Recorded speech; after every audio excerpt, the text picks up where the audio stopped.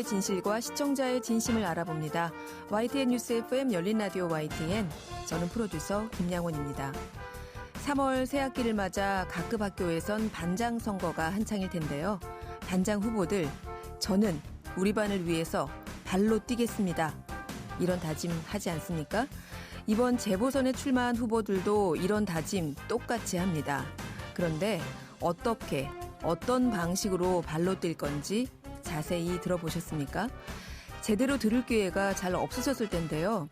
우리 언론이 후보들의 정책과 공약을 보도하지 않기 때문일 수도 있습니다.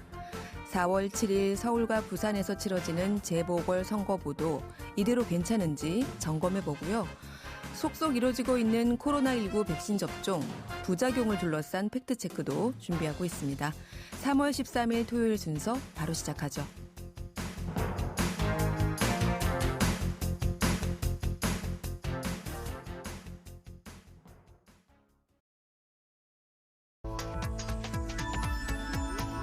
미디어가 전하는 이슈에 대한 다양한 분석과 팩트체크까지 바로 보고 뒤집어 보고 꼭꼭 씹어보기 위한 미디어 비평 프로그램 열린 라디오 YTN. 네, 지난 한 주간 있었던 뉴스들 가운데 사실 확인이 필요한 뉴스를 팩트체크해 봅니다. 팩트체크 전문 미디어죠. 뉴스톱의 송영훈 팩트체커 전화 연결돼 있습니다. 송 기자님, 안녕하세요. 네, 안녕하세요. 네. 오늘 팩트체크는 코로나19 백신 접종과 관련된 내용들을 모아오셨다고요? 네, 지난달 말부터 우리나라에서도 이제 코로나19 백신 접종이 시작됐죠. 네. 벌써 1차 접종자가 50만 명을 넘어섰습니다. 네. 그런데 이렇게 백신 접종이 늘어나면서 이 허위 정보도 같이 늘어났습니다. 그 때문인지 또 일부에서는 좀 우려와 함께 접종 거부에서 나타나기도 했습니다. 그래서 코로나19 백신 관련 루머와 팩트체크를 좀 모아봤습니다. 네, 지금 이거 필요합니다. 네. 그 아스트라제네카 백신의 경우에서는 영국에서 나온 내용인데 100만 명 중에 10명에게서 중증 부작용 의심 사례가 나타났다고 보고되기도 했어요. 네네. 이렇게 우리도 사실은 지금 첫 번째로 그 광범위하게 접종이 되고 있는 백신이 아스트라제네카 아닙니까? 네네. 네, 이 백신 어떤 부작용 증세가 있나요? 네, 우선 현재 우리나라에서 코로나 백신 접종 후 이상 반응으로 이제 신고된 사례죠. 신고된 사례는 약 전체 중에 1.5% 정도가 되는데요. 네. 다시 1.5% 가운데, 접종 중 1.5% 가운데 99%가 예방 접종 후에 흔하게 나타날 수 있는 그런 증상들이었습니다. 근육통, 두통, 발열, 메스꺼움, 구토 등인데요. 네. 그러니까 1.5% 다시 99%를 뺀 나머지 중에 이제 과민 반응의 일종인 아나필락시스 의심 사례나 경련 등 중증 의심 사례, 또 사망 의심 사례 등이 있고요. 이거에 대해서는 좀 현재 조사가 진행 중입니다. 네. 그러니까 실제로는 이 백신을 접종한 사람들 가운데 한 1.5% 정도에게서만 이상 반응이 나타나고 있고. 예, 신고가 됐고요. 네. 이 중에서도 뭐 대다수는 그냥 근육통이나 약간의 미열, 메스꺼움 정도인데, 네. 한 1%? 그러니까 이상 반응의 한 1%, 아주 극소수네요. 그러니까 그 정도만 중증으로 의심되는 아나필락시스 같은 의심 사례가 발생하고 있다. 이런 말씀이시네요. 예, 0.01 정도 될 것 같네요. 그러네요. 예, 조사가 진행 중인 상황은. 그래요. 우리나라는 사실은 근데 다른 나라에 비해서는 이 백신 접종이 좀 뒤늦게 시작이 됐기 때문에 사실 이 백신 접종 사례 자체가 적잖아요. 예, 아직은 그렇습니다. 네, 그러면 우리나라보다 먼저 백신을 접종하기 시작한 다른 나라에서는 이 백신과 관련한 부작용 데이터가 좀 있나요?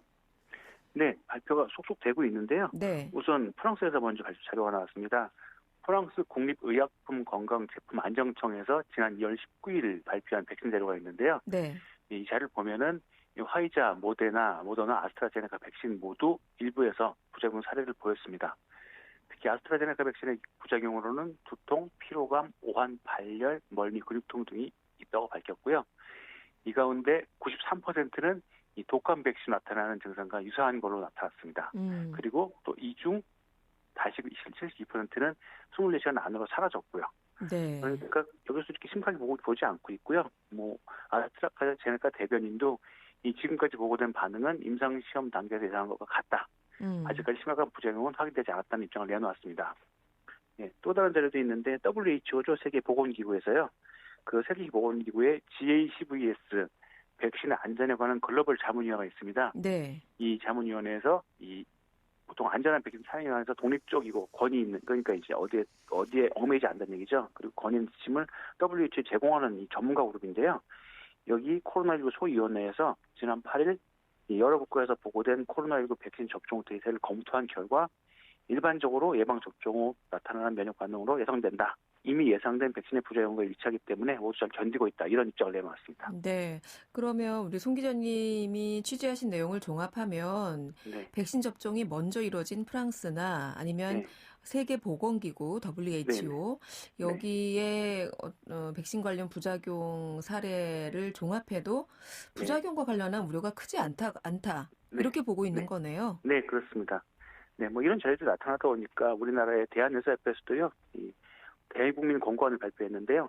지난 6일 코로나19 백신을 접종한 후 발생할 수 있는 발열 등 이상 반응에 대응하는 법을 좀 이렇게 발표해 줬습니다. 네. 여러분, 아스트라제네카 백신의 경우 접종 후 발열, 보통 38.0도 이상인 경우에 좀 고온 발열을 보는데요. 네. 또는 근육통의 빈도가 20%에서 30%로 알려져 있다. 발열이 38.5도 미만이고 시작된 지 24시간 이내인 경우에 너무 힘들지 않으면 해열제 복용 안 해도 된다라고 밝혔고요. 열이 좀 나더라도 해열제를 먹지 네. 않아도 된다. 네, 24시간 이내에는. 그게 24시간 지나면은 좀 이제 고민을 해봐야 되겠죠. 해열제 먹어야 될지 병원을 가야 될지. 네. 네, 보통 24시간 이내에 사라진다고 하니까 이렇게 얘기한 거고요. 네. 또한 해열제 복용은 항체 형성을 저하시킬 우려가 있다. 이렇게 얘기를 하고요. 발열 이외의 신체 증상이 없다면 진료받지 않아도 된다. 다만 열이 38.5도 이상으로 오르거나 많이 힘드시면 해열제를 복용해도 된다. 이때는 이 항체 형성에 영향을 적게 미치는 해열제가 있는데요. 아세트 아미노펜 성분인데 보통 저희는 타이레놀에 이게 많이 있습니다. 이걸 네. 권장한다고 설명했습니다. 그리고 질병관리청 정은영 총장도 이 접종 후 이상 반응으로 의심되어서 신고된 증상은 모두 정상적인 면역 형성 과정에서 나타날 수 있는 증상이다. 대부분 3일 이내에 특별한 처치 없이도 사라진다 이렇게 밝혔습니다. 네. 그래요. 다행입니다. 네. 그런데 이 백신을 맞고 난 젊은 층에서 말이에요. 네. 유독 그 고열이 났다고 보고하는 사례가 계속되고 있던데요. 네네. 뭐 또 이분들이 온라인 커뮤니티를 많이 사용하다 보니까 더 많이 알려진 사례들이 있는데요. 네. 이 최근 가장 많이 언급된 부작용인데 이와 관련해서 한 온라인 커뮤니티에 이 코로나19 백신 접종 후기라고 해서 글을 올렸습니다. 이 게시에는 38도 이상의 고열이 측정된 체온계를 찍는 사진과 함께 자신이 백신 접종 후 상황이라면서 그런 글을 신체 상태를 쭉 적었습니다. 이 해당 커뮤니티는 이 공익근무하는 분들이 많이 오시는 그런 커뮤니티인데요. 네. 해당 게시글에는 38.9도, 39.7도 고온이긴 하죠. 굉장히 네. 높은데요. 이 고열이 측정된 체온계 사진이 첨부되어 있고 그러다 보니까 이제 댓글에 아스트라제네카 백신의 부작용을 우려하는 댓글들이 많이 달렸습니다. 그리고 또 지난 9일에는 현지 의사분이 아스트라제네카 코로나19 백신 접종을 마치고 부작용이 없을 줄 알았는데 여기도 상당한 부작용이 느껴졌다는 후기를 유튜브에 공유해서 또 화제가 되기도 했습니다. 네. 네, 저에게도 이 내용으로 제보가 들어왔습니다. 아스트라제네카 백신을 맞으면 이 기저질환과 상관없이, 그러니까 기존에 뭐 아픈 게 있지 않아도 고열이 나는지 좀 확인해달라 이런 내용이 들어왔습니다. 그래요. 확인해 보셨어요? 네, 찾아봤습니다. 네. 이 백신의 원리는 감염에 대한 면역 반응인데요. 이 감염을 그러니까 흉내내는 거죠. 그래서 면역을 유도하는 게 백신의 기본 원리인데 네. 감염을 모사하는 과정은 우리 몸의 면역 반응이 이끌어냅니다. 그러니까 우리 몸을 감염된 것처럼 속이는 과정에서 발열, 근육통, 주사 부위 통증 등의 경증인 부작용이 일어나게 되는 거죠. 그래서 거의 대부분의 부작용은 감기 이제 백신을 맞을 경우에 이렇게 되는 건데 독감 백신 이 대부분의 부작용은 가볍게 지나가죠. 그 당일은 목욕하지 말라고 보통 권고 많이 하시잖아요. 그렇죠. 네, 무리하지 말고 네. 그런 식으로 대부분 부작용은 가볍게 지나가게 되는데 특히 이런 반응은 젊은 층에서 더 잘 나옵니다. 더 적극적이고 좀 격하게 나오는데 이 젊은 층의 면역이 건강하기 때문에 더 기민하게 반응하기 때문입니다. 게다가 아스트라제네카 백신의 경우에 화이자 모더나와 다르게 이 아데노바이러스를 전달체로 사용해서 만든 약인데요. 만든 백신인데요. 네. 이 아데노바이러스가 이 젊은 층에 상대적으로 덜 노출됐기 때문에 이 더 반응이 강하게 나옵니다. 많이 나오고요. 그렇군요. 네. 젊은 사람일수록 면역 반응이 한마디로 더 격하게 격렬하게 네, 일어난다. 네. 예. 많이 나오고, 네. 많이 나온다. 네. 그런 말씀이신데, 네. 이 아스트라제네카 백신 접종 이후에 그러면은 기저질환이 없더라도 네. 고열이 나타날 수 있다. 네네. 부작용으로. 네. 그럼 이거는 대체로 맞는 거네요. 네, 대체로 사실입니다. 네. 네, 너무 우려하지 말라는 말씀 덧붙이는 거죠, 전문가들이. 그렇군요. 네. 자, 백신 관련한 팩트체크 계속 이어가 보면 네. 우리나라 말고 해외에서는 이 아스트라제네카 백신을 기피한다. 네. 이런 보도도 지금 나오고 있어요. 네네. 이 유럽 국가들이 아스트라제네카 백신을 기피한다 이런 내용이 보도까지 나왔는데요. 네. 일단 결론은 대체로 거짓입니다. 대체로 거짓. 유럽 질병예방센터의 백신 트래커 시스템이 있는데요. 네. 이걸 통해서 유럽 내 백신 종류별 수급량과 접종량을 종합적으로 파악할 수 있습니다.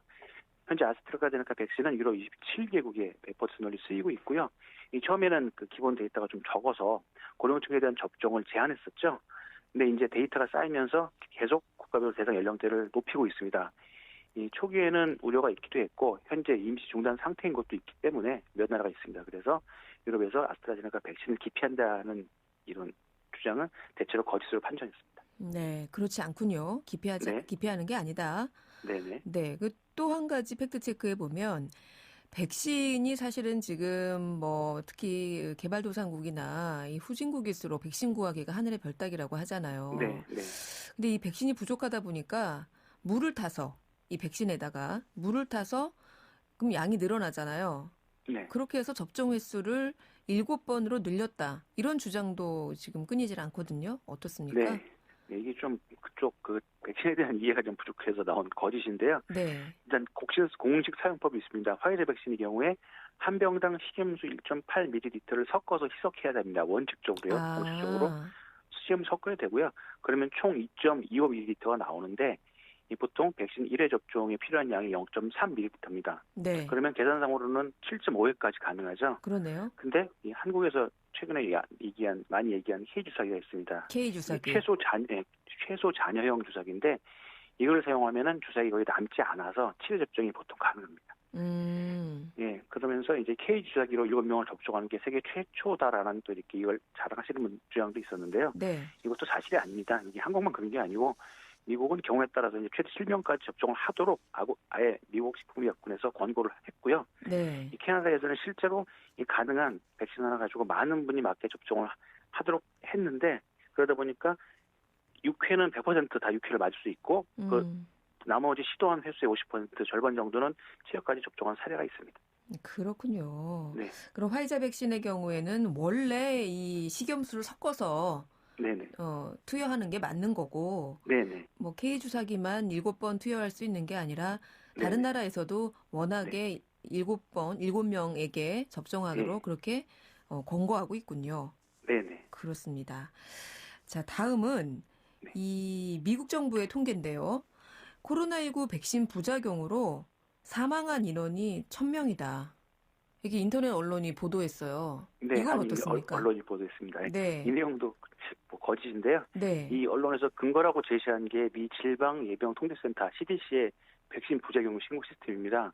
이거는 백신 접종 뒤 나타날 수 있는 부작용과 이상 반응 등을 관찰하기 위해서 누구나 자유롭게 거기다 글을 올릴 수 있게 만든 시스템입니다. 네. 거기서 제공하는 통계는 각 개인이 신고한 건수를 어떤 조사, 확인, 검증 없이 그냥 보여주는 겁니다. 그냥 게시판이군요. 네, 게시판이죠. 네. 따라서 사망 1,000건, 정확하게는 929건이 나왔는데 네. 이 백신 접종으로 인한 사망 건수가 아니라 일단은 백신 접종 뒤 사망 건수이며 이것도 정확한 검증이 아니고 그냥 누구나 다 올릴 수 있는 거죠. 사실 거짓을 올릴 수도 있는 거고 오해할 수도 있는 거죠. 이런 내용이고요. 그러다 보니까 그 홈페이지에도 백신 부작용 신고 시스템 홈페이지에도 여기 나온 신고는 대체로 자발적이고 이는 편견이 포함될 수 있다. 그래서 자료의 과학적 활용에 대해서는 분명하게 제한이 있다고 밝히고 있습니다. 그러니까 인용하면 안 된다는 거죠. 네, 그러니까 백신 접종 후에 한 1,000명 가까이 사망한 것은 사실이지만 이게 네네. 백신의 부작용으로 인한 사망인지 여부는 아직 인과관계가 확인이 전혀 안 됐고 확인되지 않은 통계다. 이렇게 네네. 알고 계시면 되겠네요. 네. 자, 일각에서는 이 화이자와 모더나 백신을 맞으면 유전자가 변한다. 이런 루머도 있어요.